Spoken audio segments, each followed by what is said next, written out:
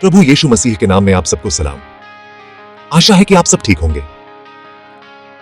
कल दुनिया क्रिसमस मनाएगी। टिमटिमाती रोशनी, सजे हुए पेड़ और कैरल्स हवा में गूंजेंगे। अरबों लोगों के लिए 25 दिसंबर को जीसस क्राइस्ट का जन्मदिन माना जाता है। एक ऐसी तारीख जो हमारी संस्कृति और परंपराओं में बुनी हुई है। लेकिन हम इस खास तारीख पर कैसे पहुंचे? क्या इस बात का कोई असली सबूत है कि जीसस का जन्म 25 दिसंबर को हुआ था? बाइबल, जो हमारे प्रभु यीशु के जीवन का हमारा मुख्य स्रोत है, उनके जन्म की सही तारीख पर चुप है। कोई भी गॉस्पेल 25 दिसंबर का जिक्र नहीं करता। वे घटनाओं का वर्णन करते हैं, लेकिन दिन या महीने का नहीं। अगर तारीख इतनी जरूरी थी, तो क्या शुरुआती अनुयायियों ने इसे रिकॉर्ड नहीं किया होता? तो 25 दिसंबर कहां से आया? इसका जवाब रोमन सम्राटों, प्राचीन त्योहारों और शुरुआती ईसाई नेताओं के फैसलों में छिपा है। ये समझने के लिए कि हम इस दिन क्यों मनाते हैं, हमें इतिहास में पीछे देखना होगा और सुरागों की जांच करनी होगी। परंपराएं मूल घटनाओं को धुंधला कर सकती हैं, इसलिए आइए हम सच को कल्पना से अलग करें। कहानी उतनी सीधी नहीं है जितनी किसी किताब में लिखी तारीख। ये इस बारे में है कि एक तारीख कैसे चुनी गई। आइए सबूतों की जांच करें और देखें कि इतिहास हमें वास्तव में क्या बताता है। 25 दिसंबर तक का सफर जितना ज्यादातर लोग सोचते हैं, उससे कहीं ज्यादा कॉम्प्लेक्स है। आइए बाइबल को ही देखकर शुरू करें।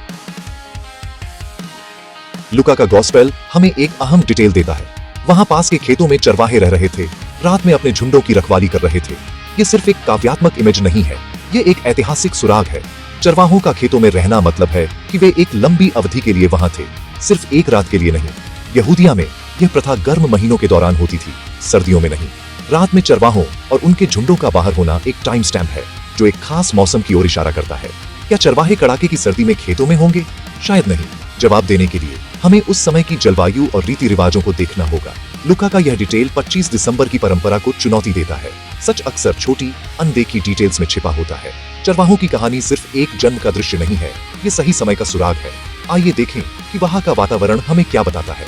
जवाब आपको हैरान कर सकता है। बेथलम की सर्दियां ठंडी और गीली होती है, जिसमें तापमान जमाव बिंदु के करीब होता है और कभी-कभी बर्फ भी गिरती है। दिसंबर तक चरवाहे अपने झुंडों को खेतों से अंदर ले आते होंगे, ताकि उन्हें हार्श मौसम से बचाया जा सके। प्राचीन स्रोत और मॉडर्न प्रैक्टिस कंफर्म करते हैं, ओपन ग्रेजिंग अक्टूबर या नवंबर की शुरुआत तक खत्म हो जाती थी। भेड़ों को सर्दियों में बाहर रखना जानवरों के लिए खतरनाक होता है। खेतों में चरवाहों का बाइबल का अकाउंट एक हल्के मौसम, वसंत या शुरुआती शरद ऋतु की ओर इशारा करता है।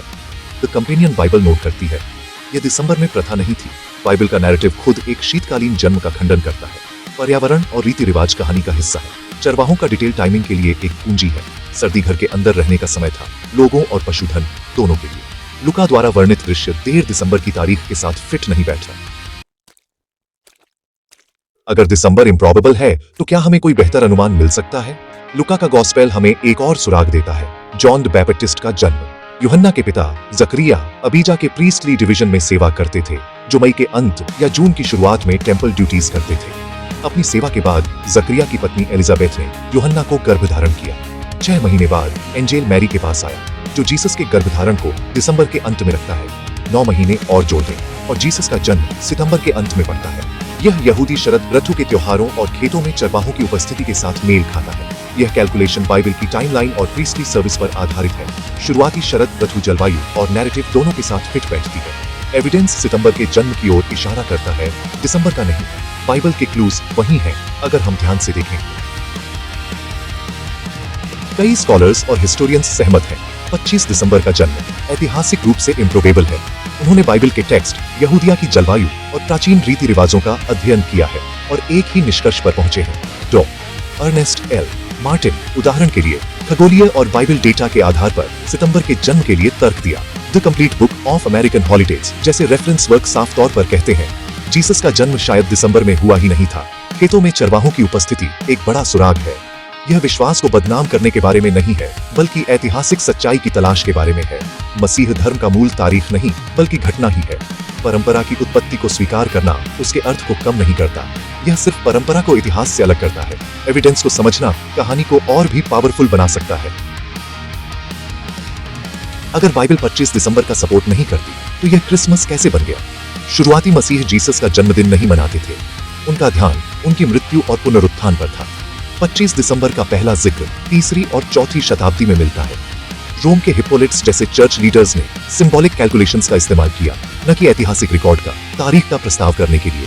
उन्होंने तर्क किया कि जीसस का गर्भधारण 25 मार्च को हुआ था। वसंत विषु और 9 महीने बाद उनका जन्म हुआ। ये थियोलॉजिकल थे, ऐतिहासिक नहीं, कैलकुलेशंस।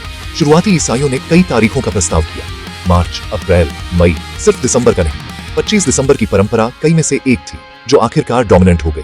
यह एक सिंबॉलिक आइडिया के रूप में शुरू हुआ, न कि एक जात तथ्य के रूप में। तारीख की लोकप्रियता इतिहास से परे कारणों से बढ़ी। 25 दिसंबर की परंपरा रोमन साम्राज्य में उभरी, जहां ईसाई धर्म ऑफिशियल रिलीजन बन गया। यह तारीख लोकप्रिय पेगन त्योहार Dies Natalis Solis Invicti, the birthday of the unconquered sun के साथ मेल खाती थी। यह त्योहार शीतकालीन संक्रांति और लंबे दिनों की वापसी का जश्न मनाता था। कुछ हिस्टोरियंस तर्क देते हैं कि चर्च ने इस त्योहार को पेगन कन्वर्ट्स के लिए ट्रांजिशन को आसान बनाने के लिए को-ऑप्ट किया। दूसरे कहते हैं कि ईसाइयों ने इसके सिंबॉलिक वैल्यू के लिए स्वतंत्र रूप से तारीख चुनी।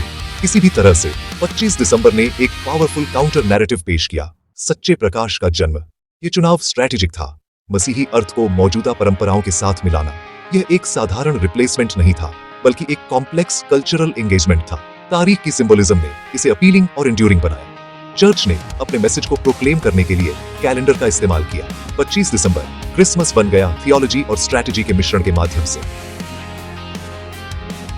चाहे उधार लिया गया हो या संयोग से, 25 दिसंबर का सिंबलिज्म पावरफुल था। पेगन्स सूरज के पुनर्जन्म का जश्न मनाते थे, ईसाई दुनिया के प्रकाश के जन्म की घोषणा करते हैं। जीसस को धार्मिकता का सूर्य और अंधेरे में प्रकाश कहा जाता है। चर्च ने त्योहार को फिर से रिकॉन्टेक्सचुअलाइज किया, एक गहरा अर्थ पेश किया। आप सूरज की वापसी का जश्न मनाते हैं, हम सच्चे प्रकाश के जन्म का जश्न मनाते हैं। इस दृष्टिकोण ने ईसाई धर्म को सांस्कृतिक प्रथाओं को अब्सॉर्ब और ट्रांसफॉर्म करने की अनुमति दी। यह तारीख ऐतिहासिक कारणों से नहीं, बल्कि इसकी सिंबलिज्म के लिए अटक गई। जैसे जैसे ईसाई धर्म फैला, 25 दिसंबर अन्य शीतकालीन परंपराओं के साथ मिल गया। आधुनिक क्रिसमस कई प्रभावों का एक टैपेस्ट्री है जो जीसस के जन्म पर केंद्रित है। एक तारीख का अर्थ उन लोगों द्वारा आकार दिया जाता है जो इसे मनाते हैं। ईसाइयों के लिए 25 दिसंबर आशा और प्रकाश की घोषणा बन गया। कैलेंडर खुद एक उपदेश बन गया, प्रकाश आ गया है। क्या जीसस का जन्म 25 दिसंबर को हुआ था? लगभग निश्चित रूप से नहीं। बाइबल और ऐतिहासिक एविडेंस सितंबर के जन्म की ओर इशारा करता है। 25 दिसंबर की परंपरा सिंबलिज्म और स्ट्रैटेजी से उत्पन्न हुई, न कि आई विटनेस की याददाश्त से। लेकिन क्या सटीक तारीख मायने रखती है? ईसाइयों के लिए क्रिसमस का अर्थ घटना के बारे में है, न कि कैलेंडर के बारे में। यह सेलिब्रेशन इस विश्वास को चिह्नित करता है कि भगवान बेथलहम में इतिहास में प्रवेश कर गए। हम परंपरा की उत्पत्ति को स्वीकार कर सकते हैं और फिर भी अर्थपूर्ण तरीके से मना सकते हैं। क्रिसमस आशा और प्रकाश के जन्म को याद करने का एक चुना हुआ दिन है। क्रिसमस की भावना शांति, आशा और जीसस के संदेश के बारे में है। इतिहास को जानना सेलिब्रेशन को कम करने के बजाय समृद्ध करता है। हमारी परंपराओं की गहरी जड़ें हैं, उन्हें समझना स्पष्टता लाता है। जैसे जैसे दुनिया मनाती है, याद रखें, तारीख परंपरा है, लेकिन कहानी टाइमलेस है। ऑलराइट, आपको हमारा ये वीडियो कैसा लगा हमें कमेंट में जरूर बताएं।